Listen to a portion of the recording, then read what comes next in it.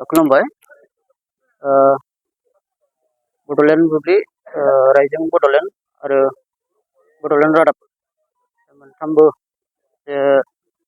मिडियानि गासै नायगिरि रायजो राजा बिथांमोननिसिम आंनि गोसो गोरबोनिफ्राय कारिगाव जोहोलाव दैमालु क्लाबनि जानानै बयनिसिमबो साबायखर बावहरबाय। दिनै जोंनि गुबै प्रेस मिट खालामनायनि गुबै आयदायानो जाहैबाय थांनाय 24 मंगलबार अक्ट'खालि कारिगाव माइगं बाथौ फरायसालिनि आरो जोंनि कारिगाव जोहोलाव दैमालु क्लाबनि जे हानि सिमा बे हानि सिमानि सायावहाय बिथांमोनहा जोंखौ सिखावै जोंनि स्कुलनि नामनि आरो मन्दिरनि नामाव थानाय आरो बिनिफ्राय हस्टेलनि नामाव थानाय जे हाफोरखौ सिखावै बिथांमोनहा गोदान प्रप'जाल होनानै गोदानै प्रप'जाल खालामदों होननानै जोंखौ नंखाय खालामदों होननानै बुंनाय जादों। दा बेनि सायाव जोङो बेखौनो बुंनो लुबैदों। दा बेवहाय बेखौसो जों बुंगोन सिखावा सोर दानिया। जोङो कारिगाव जोहोलाव दैमालु क्लाब हिसाबै 1999 मायथाइयावहायनो बेवहाय जोङो गायसननाय जादोंमोन कारिगाव जोहोलाव दैमालु क्लाबखौ। जोंनि माखासे दैदेनगिरि सिगांनि दैदेनगिरि बिथांमोनहा जोंहा फाउन्डार सेक्रेटारि दं जोंहा नै आदा फबन बसुमतारी आरो जोंहा फाउन्डार प्रेसिडेन्ट जोंहा मनज कुमार नार्जारी बिथांमोना दङ जोंनि गेजेरावहाय। दा बिथांमोननि माखासे सान्थौनि गेजेरजों जोंनि कारिगाव ओनसोलावहाय मोनसे क्लाबनि गोनांथि दं होननानै बिथांमोनहा नैबे जोंनि कारिगाव जोहोलाव दैमालु क्लाबखौ दानाय जादोंमोन। दा बै समनिफ्रायनो फैयै फैयै दिनैसिम जोंनि कारिगाव जोहोलाव दैमालु क्लाबा दिनैसिम बेबायदि अबस्थायाव फैबाय थादों। दा कारिगाव जोहोलाव दैमालु क्लाबा थांनाय 1999 मायथाइयावनो दाजानाय हिसाबै जोंहा नैबावहाय माखासे जोंनि कारिगाव जोहोलाव दैमालु क्लाबनि जे मुङावहाय माखासे हाफोर दंमोन। दा बैफोर हाफोरखौ जोंनि बा जों मिथिया हसिया जोंनि कारिगाव ओनसोलनि गोबां रायजो राजाफोरनि सिमावहायबो बिथांमोना मिथिहोआ हसियानो बिथांमोना आनफरसुनेट माब्ला फैनानै आरो माबोरैहाय जोंनि नैबे कारिगाव जोहोलाव दैमालु क्लाबनि हाखौ बेबायदि सेनानै लाफैनो हाखो बेखौसो जों खोब दुखु मोननाय फोरमायदों आरो दुखु मोननाय जादों। दा बिथांमोना जों खोनादों, दा जों मिथिदों मानगोनां अनुप कुमार बसुमतारीया नैबे जोंनि कारिगाव ओनसोलावहाय 2009 मायथाइयावहाय मोनसे धोरोमनि नामाव खुन्थिया गायसनफैदों होननानै बुंनाय जादोंमोन। दा बे समाव जोंनि आगुनि जायफोर क्लाबनि दैदेनगिरिफोर जोंनि कारिगाव ओनसोलनि जे मेलेमजिबि बिथांमोनहा जे नैबे जोंनि कारिगावआव फैनानै बिथांमोनहा मोनसे फिसा धर्मनि मुङाव बा स्कुलनि मुङाव मोनसे खुन्थिया गायसनफैनाय जादोंमोन। बे समनिफ्रायनो बिथांमोनखौ बारे बारे बादा होबोबाय थानाय जादोंमोन। नाथाय बिथांमोना दिनैसिमबो जोंनि माखासे कारिगाव ओनसोलनि रायजो राजाफोरनि बुंनाय, जोंनि कारिगाव जोहोलाव दैमालु क्लाबनि बुंनाय बाथ्राफोरखौ बिथांमोना मोनसेबो दिनैसिम गनायबोफेराखै आरो बिथांमोना गनायनानै लायाखै। बरंस' दिनै बिथाङा सिखाव बायदियै गावनि धोरोमनि मुङाव लायोब्लाबो जोंहा बेहाय जेबो बुंनांगौ गैयामोन। सोरजिगिरि बाथौनि मुङाव जुदि लायोब्लाबो जोंहा बेहाय जेबो बुंनांगौ गैयामोन। नाथायबा बिथाङा गावनि पार्सनेलि हिसाबै 3 बिगा हाखौ बिथाङा माबोरैहाय लानो हाखो जों बेखौसो आसरित मोनदों आरो बेखौसो जों सिखाव होननानै मानगोनां अनुप बसुमतारी बिथांखौ जों बुंनो बे समाव जों आवगायदों। मानोना अनुप बसुमतारीया 2009आवसो फैदों। दा 2009आव फैनाय मानसिया बुंनो थाङोब्ला बिहा बे जायगानि थागिबि नङा, बे जायगानि बिथाङा नागरिक नङा। दा बिथाङा मिथिया नामा FRA 2006 नि आयेनखौ बिथाङा मिथिया नामा? ना मिथियोब्लाबो बिथाङा फरायनो रोङाखै नामा? दा जुदि फरायनो रोंदोंब्ला बेखौ बिथाङा फरायनाय नायनाया मोजां। जाय बिथाङा बे हानि बा बिगोमा जागोन, जाय बिथाङा बेवहाय हा क्लेम खालामगोन, जाय बिथाङा बे हानि बिगोमा जानो थांगोन बे बिथाङा 2005 नि सिगां बे जायगायाव फैनाय जानांगोन। दा बेबायदि बिथाङासो हानि बिगोमा जानो हागोन। बेबायदि बिथाङासो सासे ग्राम सभानि प्रेसिडेन्ट जानो हागोन। नाथाय मानगोनां अनुप कुमार बसुमतारीया बे जायगानि नागरिकबो नङा, बिथांना 2005 निबो भटार तालिका गैया, भटार लिस्ट गैया। बेनिखायनो जों बिथांखौ जोंनि ओनसोलनि नागरिक नङा होननानै जोङो बिथांखौ नैबे जोंनि कारिगाव ओनसोलनि मानसि नङि हिसाबै बिथाङा बेवहाय हा मोना बा मोननायनि क्राइटेरिया गैया होननानै जोङो सिगां समनिफ्रायनो बुंबाय थादों। आरो बेबायदि हिसाबैनो जोङो बिथांखौ दिनै सोंखारिदों। नैबेवहाय थानाय जेन अनुप कुमार बसुमतारीनि मोननै आफलद बेवहाय दाग नाम्बार 17 दङ मोनसे, दाग नाम्बार 17A दङ। दा बे दाग नाम्बार 17आव 2 बिघा 2 काठा 10 लेसा हा दङ आरो 17A आव 2 काठा 10 लेसा हा दङ, गासै 3 बिघा हा। बे 3 बिघा हाखौ गावनि नामावहाय बोरै लानो हाखो? दा बिसोर खोब लाजिनांथाव बाथ्रा। दा बिथाङा जोंखौसो बुंदों, जोंनि कारिगाव जोहोलाव दैमालु क्लाबनि दैदेनगिरि बिथांमोनखौसो बुंदों। बिथांमोनहा थगायनानै जोंनि हाखौ सेनानै लादों, गोदान प्रप'जाल होदों होननानै बिथांमोना जोंखौ बुंनाय जादों। नाथायबा गोदान प्रप'जालखौ जों होआखै। हाया जोंनिसो, हाया जोंनि हिसाबै बा जोंनिखायसो जों बेखौ जोंनि माखासे जोंनि जोहोलाव दैमालु क्लाबनि माखासे जेखिनि मुङाव दोननो नागिरदों जोङो, दा जेखिनि जोंनि मुङाव दोननो नागिरनाय बे गोनांथि जानायखायसो जों बे हाखौ जोंनि मुङाव दोननो थाखाय जों गोदान प्रप'जाल खालामनानै होनाय जादों। मानगोनां अनुप कुमार बसुमतारिया गावनि नामाव जुदि लानो गोसो दंमोनब्ला बिथाङा नैबे जोंनि एरियानि सासे नागरिक जानांगौमोन। बिथाङा 2005नि भटार तालिका बा भटार लिस्ट देखायनांगौमोन, नाथाय बिथाङा बेखौ देखायनो हानाय जानाय नङा दिनैनि समावबो। दा बेखायनो बिथाङा बे हानि मोन्थाय गैया। दा बेखायनो जों बिथांखौ खावलायदों, जुदि नोंथाङा बेबायदि बारे बार जोंनि गेजेरावहाय एलिगेसन लाबोयोब्ला जों नोंथांनि सायाव जों आयेननि बेब'स्था लानाय जागोन। जों बिथांखौ खावलायहरबाय, जों नैबे मिडियानि गेजेरजों नोंथांखौ खावलायहरबाय, नोंथाङा जाहाथे बारे बार जोंनि गेजेरावहाय बेबायदि मोनसे एलिगेसन लाबोनानै नंखाय बाथ्रा बुंनायखौ बा नंखाय बाथ्रा बुंनायनिफ्राय नोंथाङा जानगाराव थानांगौ, बेखिनिखौ बुंबाय। नोंथाङा सासे धोरोम गुरु जानानै, नोंथाङा सासे धोरोम प्रसार खालामग्रा जानानै नोंथाङा जुदि बेबायदि जायोब्ला, सासे थगायसुला जायोब्ला, नोंथांनि धोरोमनि जे माखासे कलिग्सफोर, नोंथांनि धोरोमनि जे सिबिग्रा मानसिफोर, बिथांमोनहाबो थगायनाय नङा नामा? बेखौसो जोंनि थाखाय मोनसे गिदिर कुइसन। नोंथाङानो जे जुदि सासे धोरोम गुरु जानानै जोंनि गासै रायजो राजाफोरखौ थगायनो हायोब्ला, जों सासे सानै मानसिखौ थगायनो हायैनि मा एबाब दङ, एमन दङ?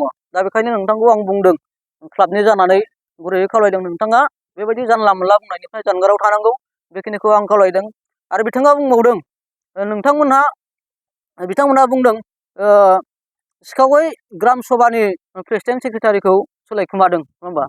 बेबायदि बाथ्राखौबो बिथाङा बुंदों। नाथाय बिनि गेजेराव जों बुंगोन, सिखावा सोर? अनुप कुमारासो सिखावमोन, जोंथ' नङा सिखावा। जों कारिगाव जोहोलाव दैमालु क्लाबा मालाबाबो सिखाव नङा। जोंनि कारिगाव ओनसोलनि रायजो राजाफ्रा, गासै रायजो राजाफ्रा मालाबाबो सिखाव जाफेराखै आरो सिखाव जानायबो नङा। मानोना जोङो ग्राम सभाखौ सिखावै दानाय जायाखै। थांनाय माखासे समनि सिगां नैबे जेनाखि जों दा प्रेस मिट होगासिनो दङ, बे जायगायावनो थानानै जों माखासे जोंनि आमगुरि ग्राम सभानि जे सेक्रेटारि आरो प्रेसिडेन्ट बिथांमोनखौ जोङो सोलायनानै गोदानै सोसननाय जादों। बिनि सोसननायनि गुबै खारनानो बेनो, आं एसे दहाय सिगां बुंखाबाय, जाय माने गोजाम ग्राम सभानि जे प्रेसिडेन्टमोन अनुप कुमार बसुमतारि, बिथाङा नैबे कारिगाव एरियानि थागिबि नङा। बिथाङा फरेस्ट डिलार्स एक्ट आयेन हिसाबै बिथाङा हानि मोन्थाय मोना आरो बे फरेस्ट राइट एफआरएनि जे आयेन बायदियै बिथाङा माने सासे ग्राम सभानि प्रेसिडेन्टबो जानो हानायनि माबा क्राइटेरिया गैया।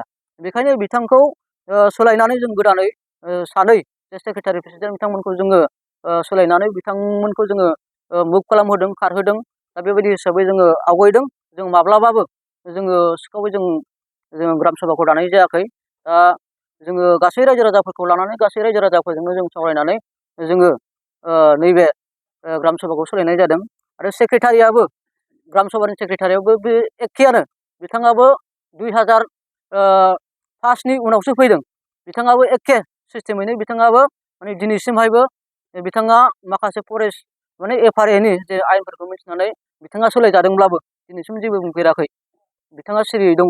दा बिथाङा आयेननि बाथ्राखौ मिथियो, बिथाङा आयेनखौ बुजियो। दा बेखायनो बिथाङा जेबो बुङाखै। नाथाय अनुप कुमार बसुमतारिया गाव मिथियोब्लाबो माखासे रायजो राजाफोरखौ मिसलिड खालामनो थाखाय, थगायनो थाखाय बिथाङा आरो गाव माबोरैहायबा गावसोरनि बे हाखौ माने गावनि कब्जायाव लाबोनो थाखाय सेस्था खालामदों। दा बेखौ लानानैसो बिथाङा नैबे माखासे नंथारै बाथ्राफोरखौ बिथाङा बुंनाय जादों।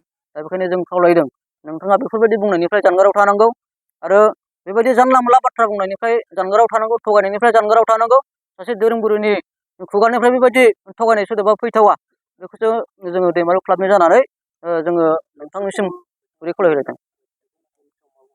दा बिथाङा एबसुखौ सोंखारिदों, माने एबसुआ माने बे खामानि मावनायावहाय जरित' दं नामा बिथाङा सोंनाय जादों। दा बेवहाय बिनि रिप्लाइआ बेनो, जों बेखौनो बुंगोन। बेवहाय दैमालु क्लाबनि जे प्रेसिडेन्ट, आंखौबो लादों सुभाषनि बाथ्रा लादों, सेक्रेटारिनि बाथ्रा लादों, डक्टर सिलेसन नार्जारिनि बाथ्रा लादों। बिथाङा दुलाराय बर' फरायसा आफादनि डिबेटिं सेक्रेटारि एबा बाथ्रा दान्थेनो नेहाथारि। बिथाङा सिगां समनि जोंनि सिगांनि बिथाङा कारिगाव जोहोलाव दैमालु क्लाबनि सासे प्रेसिडेन्टमोन आरो आथिखालाव बिथाङा दा जोंजों माने थाफानानै जोंनि एडभाइजार हिसाबै खामानि मावगासिनो दङ। दा बे हिसाबै दैमालु क्लाबनि गासैबो जिखिनि खामानि जाया मानो बिथाङा जोंजों सावरायनानै बा जों माबायदि खालामनांगौ दैमालु क्लाबखौ माबायदि लांनांगौ बेखौ लानानै जों बिथांनियावहाय एडभाइस लायो। दा बिथांनि गेजेरजोंनो जोङो खामानि मावो। दा बेबायदि हिसाबै दैमालु क्लाबखौ बिथाङा मोजां मोनो हिसाबै आरो दैमालु क्लाबनि सासे सोद्रोमाखा हिसाबै दा गोबां खामानि मावदों। दा बेखौ लानानै गोबांबार खामानि मावदों। जेब्लानाखि नैबेवहाय बिथाङा माने खुन्थिया गायसनफैदोंमोन, खुन्थिया गायसनफैनायाव जों गोबां बेबायदिनो दावराव जालांबाय। दिनैसिम 8-9 बोसोर बुंनो थाङोबा 15 बोसोरसोआनो जाबाय दावराव जाबोनाया जागायजेननायनिफ्रायनो दिनैसिमबो। दा बे समावहाय जाय बिथांमोना बे हा सिमानि थाखाय सावरायनो फैयोमोन बे बिथांमोनखौ केस होयोमोन। मानगोनां डक्टर सिबिसन नार्जारि बिथाङाबो बै समाव केस जानो गोनां जादों बिथांमोनजों। सुभाष नार्जारि बिथाङाबो सेक्रेटारि, जोहोलाव दैमालु क्लाबनि सेक्रेटारि बिथाङाबो केस जानो गोनां जादों।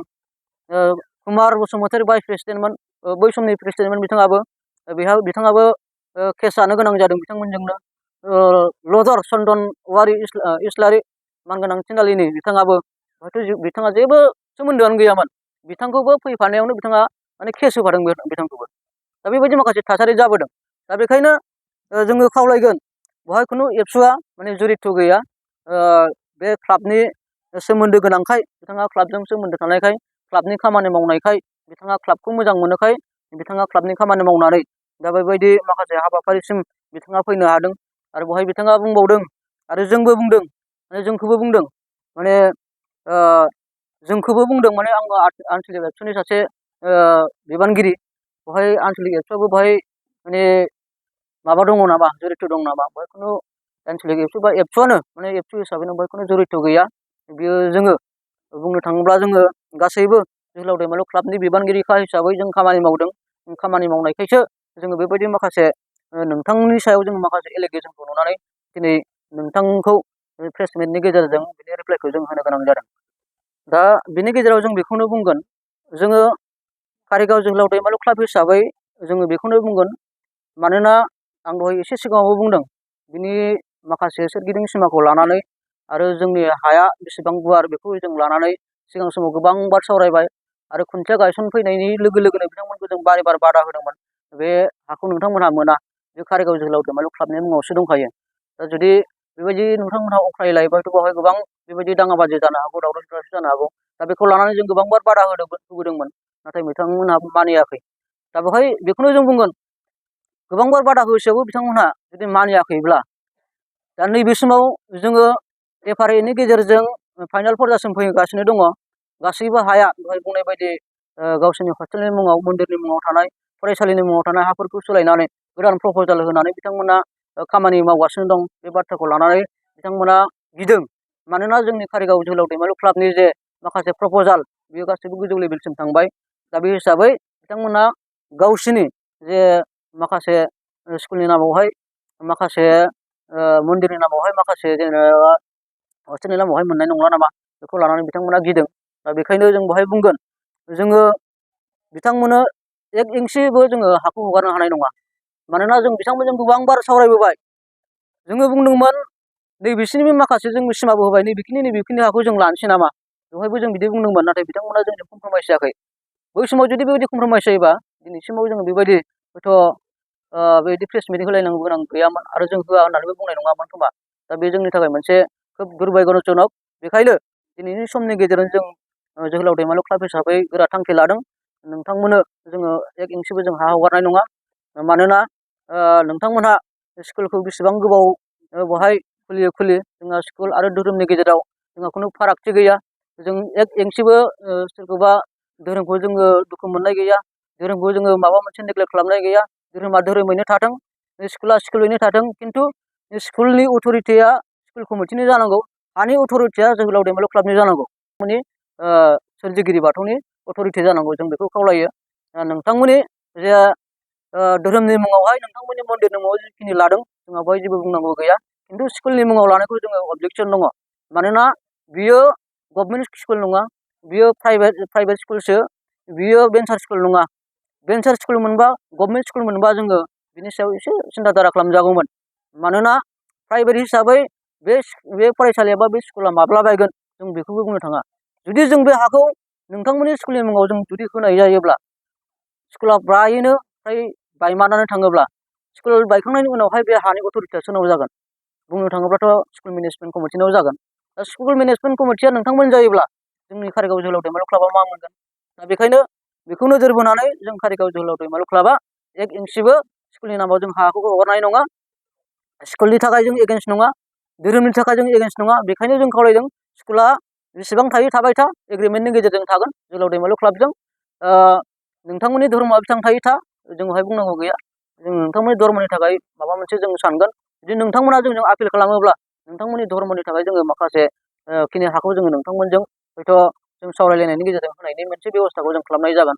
बेखिनिखौ जों कारिगाव जोहोलाव दैमालु क्लाबनिफ्राय नोंथांनिसिम जों मिथिहरदों आरो फिन खेबसेबाव खावलायदों नोंथाङा सासे धोरोम गुरु जानानै बेबायदि आबोल थाबोल बाथ्रा बुंनायनिफ्राय जानगाराव थानांगौ। आरो बेबायदि जुदि जाबाय थायोब्ला हयथ' जोंनि गासैबो जोंनि दहाय बुंनाय बायदि जोंना गोबां दैदेनगिरिफ्रा बुंलांखाबाय। जोंनिया गासै बुंनो थाङोब्ला कारिगाव एरियायावहाय जोहोलाव दैमालु क्लाबनि सिङाव गासै 50टा गामि दं। 50टा गामिनि गासै रायजो राजाफोरा नोंथांनि गासै बेब'हारखौ मिथिजोबखानानै दिनैसिमाव 100आव 100 डिग्रि माने दावखोनानै दङ रागाया।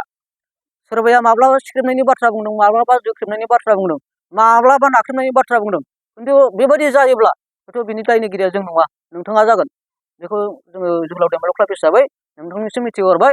बेखिनिखौ आङो कारिगाव जोहोलाव दैमालु क्लाबनि जानानै नोंथांनिसिम मिथिहरबाय आरो बेखिनिखौनो बुंनानै गासै रायजो राजा बिथांमोननिसिम आरो बड'लेण्ड बुब्लि, बड'लेण्ड रादाब आरो रायजों बड'लेण्ड बिथांमोननि नायगिरि गासै रायजो राजा बिथांमोननिसिम फिन खेबसेबाव साबायखर बावनानै आंनि नैबे दिनैनि बे प्रेस मिटनि गेजेराव फंनैसो बाथ्रा बुंनाय बेखिनियाव फोजोबनाय जाबाय।